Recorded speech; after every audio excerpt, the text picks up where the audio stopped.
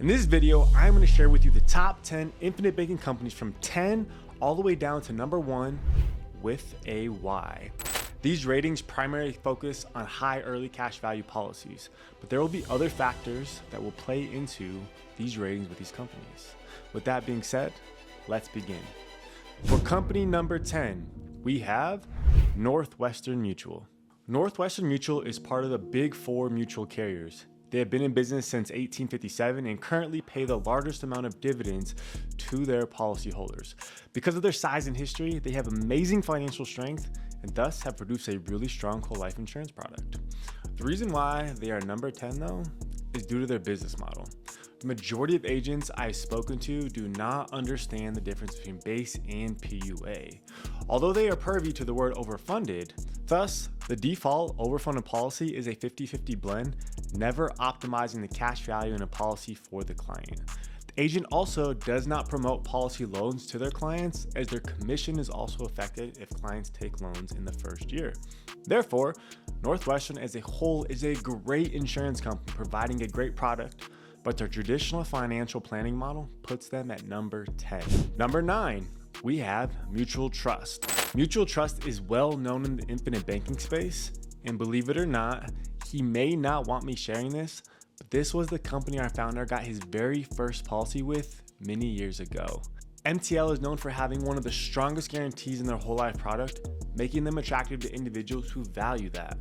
But Mutual Trust has the lowest financial strength of any company on this list, putting them at number 9, as their Comdex score is only 78. They have all the bells and whistles to optimally design a properly structured high early cash value policy, but as I compare illustrations, they seem to underperform as we start to look at the non-guarantees and factor the dividend. Therefore, not making them as competitive for cash value growth. Number 8, we have Ameritas. Ameritas is a company with many hats. They have a strong whole life product, a really strong disability product, and also provide one of the strongest and most unique index universal life products I have ever seen. As this is a video focused on high early cash value for whole life policies, we will keep our focus here. I am ranking Ameritas at number 8 as they are one of the dinosaurs in the space, as their technology is a little behind other companies. Also, Ameritas' blend of base to PUA does not allow some of the lower ratios some of the other companies soon to be mentioned have. They have a strong guarantee and are well respected in the space. They're an A-rated company, but only are at an 82 for a Comdex score, representing a mid-tier for our financial strength. For all of these factors, they sit at number 8. Number 7, we have Foresters. Just a quick note, every time we go lower and lower on this list, we have a fewer and fewer red flags for these companies. However, every single company on this list is a viable company to successfully operate this strategy as long as there is a right guidance and a properly structured policy. So, with Foresters, they're a company that fits all the buckets. Been around a while, since 1874, has strong financials with an A rating from AM's Best, and a 90 Comdex score. Foresters usually is a company that I personally have seen that partners with big IMO companies that focus on final expense insurance and mortgage protection. While there are people who write with Foresters for IBC, there seems to be far and few and in between. They are number 7 as they fit the bucket quite well, but they just aren't as well known for being a contender in this space as some of the other companies on this list. Number 6, New York Life. New York Life is another one of the Big Four mutual carriers. They are well known for their whole life products. This means they are strong financially, have been around a while, and they are one of the few companies that offer this product in the state of New York. Their cash value growth is one of the more competitive ones in the space, and they have a wide variety of options to fit the client's goals. New York Life falls at number 6 as they are like Northwestern Mutual. They have some of the same philosophies of typical financial planning and are more of a captive company. This means that if you are riding with New York Life, you were probably taught by another New York Life agent, and also riding with only New York Life. Because of this, is a very passed down approach, and infinite banking is not a conversation most advisors are talking about. Number 5, Mass Mutual. Mass Mutual is probably the most controversial in regards to where they could fall on this list. Some could argue and put them in the top 3, and some would argue not even a top 10 company. The reason why one would argue not even in the top 10 is because a little while back, MassMutual put a notice out saying they don't want any infinite banking business. If you want to learn more about that, go to our other YouTube channel, Better Wealth, where my business partner, who is the founder, and I did a video giving our 2 cents. Now, the reason why one could argue they are top 3 is because they are also a big 4 mutual carrier, coming in as the second largest company behind Northwestern Mutual. They have a wide variety of products and one of the best high early cash value products on the marketplace. They have a sound business marketplace and are a staple of the industry.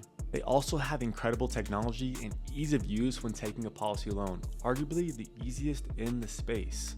A few of their downsides though are their products are super confusing and you have to write a lot of business or have someone on the team that sleeps, eats, and breathes MassMutual because it has some of the most intense contracts and product lines of any company I have ever seen. They also have the least amount of flexibility when it comes to paid up additions premiums, which is what makes this whole thing hum, which makes this super disadvantageous.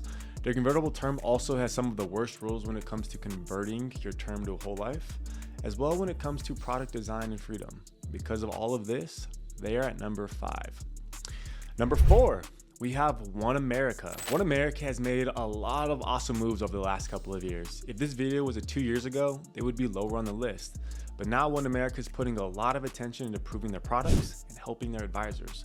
They are very intentional with having a personal relationship, pouring and investing into their agents, therefore helping the prospects and clients. One America is a big fan of writing infinite banking policies. They promote it and even do infinite banking symposiums for their advisors. One America has 2 different types of term loan options to overfund their policies, giving options for the designs. It's a very competitive front load policy, helping maximize the policy's high early cash value. As of late, they have decreased their PUA load charge to one of the lowest in the space, which helps with high early cash value policies as well.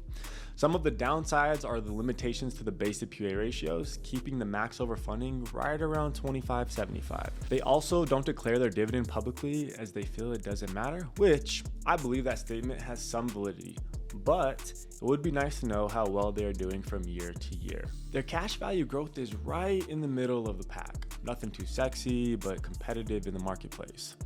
They're a little more behind the times as they operate more like a dinosaur technology-wise than others, making them a little less favorable.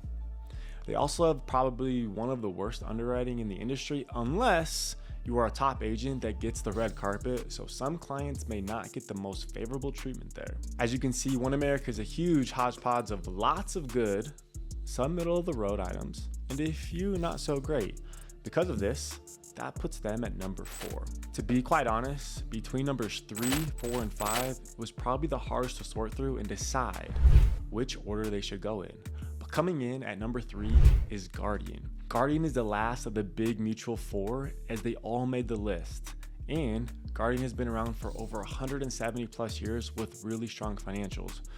Guardian has probably the best advanced business marketplace for resources, making them very advantageous for higher net worth prospects. Guardian has one of the most flexible PUA options when designed properly, which gives lots of options for the future for policyholders. They have great customer service, and I think it's pretty cool that in the 11th year, you can elect to either make their policy direct or non-direct, as the policy starts as a direct recognition policy. With all of the things Guardian offers, it seems fair to put them at number 3. Guardian's cash value growth is solid, but wouldn't win any awards for this category. Number 2 on the list is Lafayette Life Insurance. Lafayette Life is the one company that I truly believe is meant for infinite bankers and solely infinite bankers. They have a 2% guarantee rate for high early cash value, which means they have a low guarantee death benefit and performance is heavily focused on the dividend, which creates a more cash value growth policy. They have the absolute best front load in the industry, and it isn't even close. When designed properly and front loaded, the policy can produce over 94% liquidity in the first year.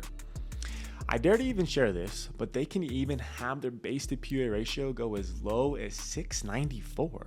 Now, I don't think that is good for anyone.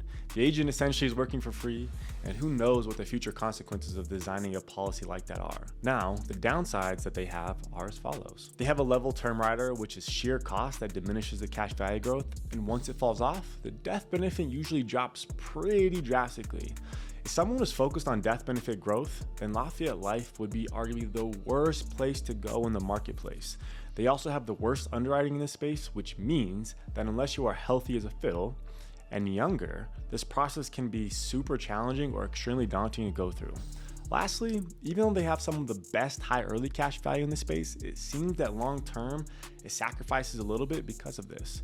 Because they love IBC cases and cash value growth is a strength of theirs, specifically early on, they hit all the other buckets, but have just a few downsides, which puts them at number 2. And for our number 1 spot that takes home the bacon, we have State Farm.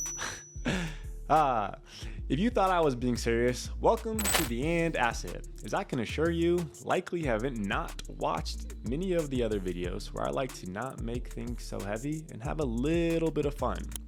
Just for a side note, companies that have heavy home and auto lines are not carriers you want to use for the strategy. Therefore, State Farm is not a carrier I would use. Okay, so now for the real number 1 on the list, it goes to Penn Mutual. Now, Penn Mutual is like the stepchild in this space that no advisor likes unless Penn Mutual is one of the carriers they write with. But they are a phenomenal carrier for policyholders. Now let me give you a little bit more backstory into what I know. 20 years ago, Penn Mutual had a bad rap for being one of the companies whose policy performances did not align with the illustrations. Now, every company and always will have this issue because dividends change over time. But the question is how far or close will they be when the future becomes present tense?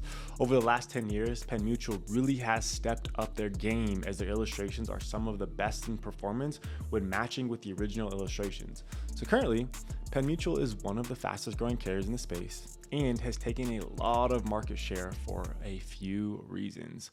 But one of the more obvious reasons is when you run an illustration with Penn Mutual, it is a night and day difference in cash value growth. They have the absolute best long-term cash value growth with an average high early cash value growth in the first couple of years. They have solid technology and are the only company that can provide up to $10 million of fluidless underwriting. They truly have the best underwriting by far with their innovative ACE program. And on top of their superior cash value growth, their death benefit is also one of the strongest as well, which essentially means they are the cheapest and the best. Because they have all of these things going for them, they have had lots of third-party speculation, creating a lot of FUD. When you are seen as the top contender, people sometimes naturally move towards tearing you down.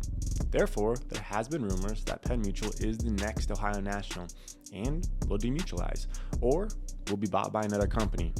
And after hours and hours of research and talking to the executive team and other really smart people in the space, I have full confidence that there's absolutely nothing to worry about. So when it comes to Penn being the cheapest and the best, which was coined from Bobby Sanderson, one of the smartest humans on the planet when it comes to insurance products, I was curious, does this cause any future problems? In Bobby's blog discussing this, he shared, you can't be the cheapest and the best forever. So we brought Bobby onto the Better Wealth YouTube channel and asked him about this, and he shared, he has zero concerns about Penn demutualizing and becoming the next Ohio National, but what will have to happen is at some point is they will have to come back down to earth and be more competitive with the marketplace instead of dominating above the rest. The last thing I'll say is Penn has one of the most flexible products when it comes to convertible term and their whole life PUA contribution payments. Now, when it comes to the things that aren't so favorable compared to the rest of the marketplace with Penn Mutual, one, the loan process, which they are in the process of making better. It isn't quite as good as a company like MassMutual. Also, the front load designs are not my favorite, as there are way better places for that strategy. Penn also recently increased their PUA load charge, which is why the highest first year cash value is now between 70 to 75%.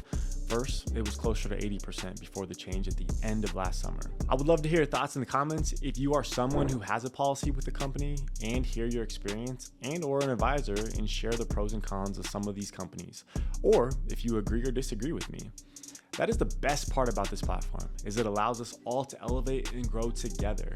If you are someone looking for a company to design an overfunded whole life insurance contract with, we call the And Asset, aka Infinite Banking, we are more than happy to help you do so.